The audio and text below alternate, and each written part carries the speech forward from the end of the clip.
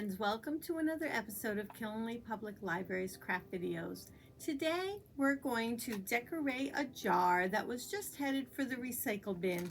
I have a little bit of lace and I'm just going to take and glue it around. My jar happened to need 12 inches lace to go around, but whatever size you need is what you'll work with. And I'm just going to use just a regular old glue stick to lay it down onto my jar. Okay, so I've run glue over the lace and I'm just going to find a spot where I'd like to place it, and I'm just going to press it down onto the jar. And just let me add that before the beginning of the video, I did clean the exterior of the jar with alcohol. You want to do that before you paint the glass, which we are going to paint the glass. I have a few ends that are kind of turning up, so I'm just going to dab a little more glue there and press them down in. I don't want the lace to be peeling up when I paint. Once your lace is glued on and dried in place, you can begin painting. Now my lace just happened to be pink. I would have preferred something a little more neutral. I'm not sure how the paint is going to cover the pink, so I chose red, thinking that it might not show through, whereas if I was doing something a little paler, maybe like yellow or white, I'm not sure it would cover the pink lace.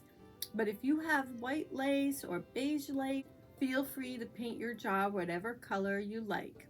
I'm going to go ahead and paint this red.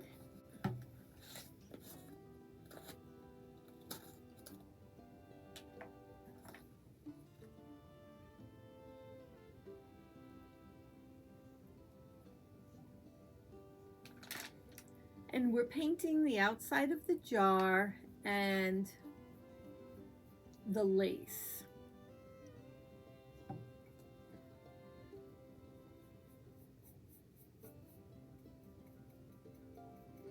And you're going to kind of dab like so around the lace so that the paint gets through the lace.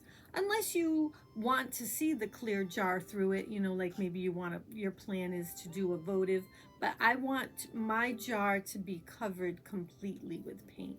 So I'm kind of dabbing. This is one coat on my jar. So if you like one coat on your jar, you can stop there. If you want to do another coat, then feel free to add another coat.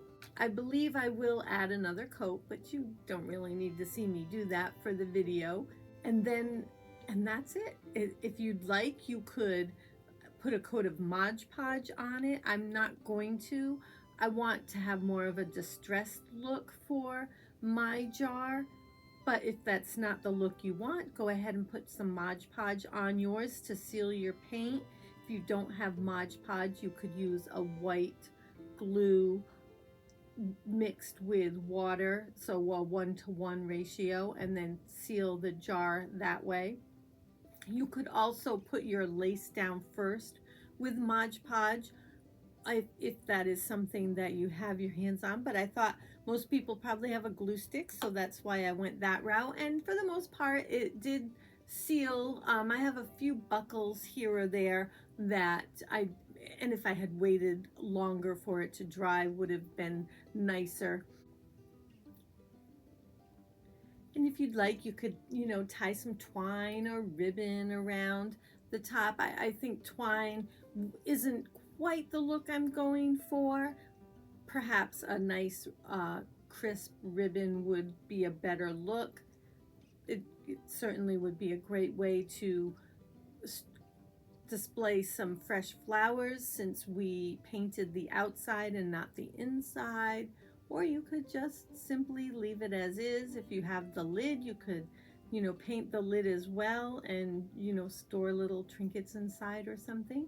But it's kind of a little fancier with the lace on it than just a plain painted jar. So I hope you liked today's craft.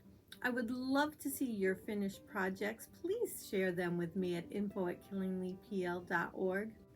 Thanks so much for watching today. Until next time, have a great day.